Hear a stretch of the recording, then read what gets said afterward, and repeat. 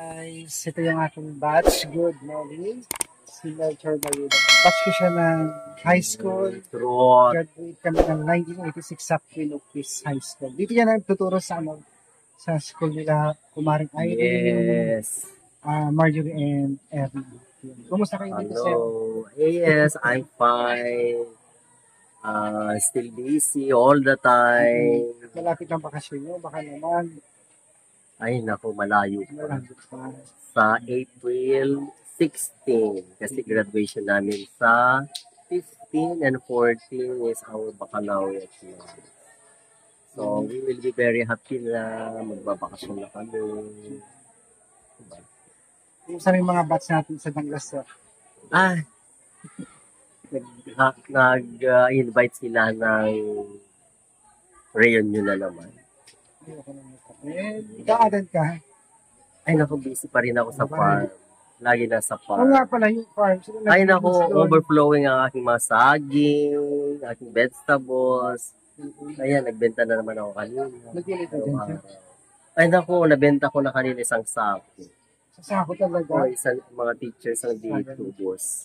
Kasi yung farm niya, mga kababayan, kami naglilinis dati. Oo, di ba? Ano to yung mayaman to, Shindero. Malaki yung lupain nito, hektarya guys. Ilang weeks bago namin matapos yung kanyang farm. Malayo lang dito. Diba? Nagbenta ko kanina ng mga nakilit na kalabasa. Tapos tabungaw. Sitaw na malalaki ang buto na native. O, tapos merong sabunganay. Tapos talong. Mga talbos ng tabungaw, gano'n. Talbos ng kamote, ayan, yung mga yun. Okra, ang dami. Yan talaga guys, pag kasindero.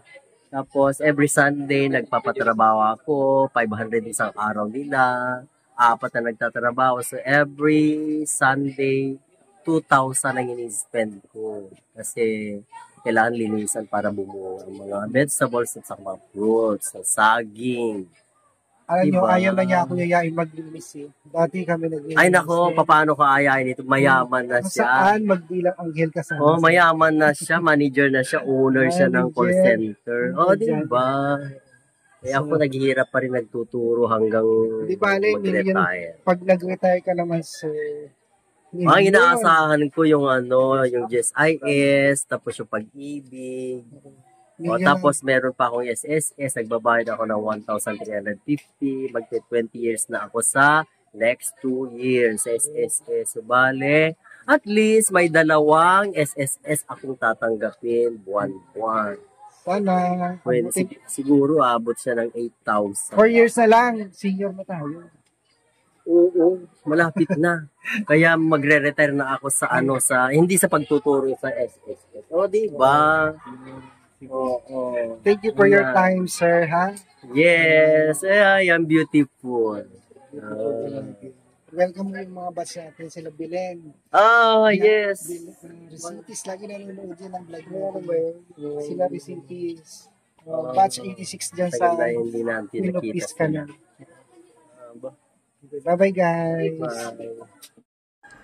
So yan guys, panoorin natin yung ibang pictorial ng mga kaklase ni Kumaring Irene. So ito ay yung pictorial ng aking pamangkin si Micaela Flower. At tingnan natin yung ibang mga pictorial ng kanilang mga kaklase guys.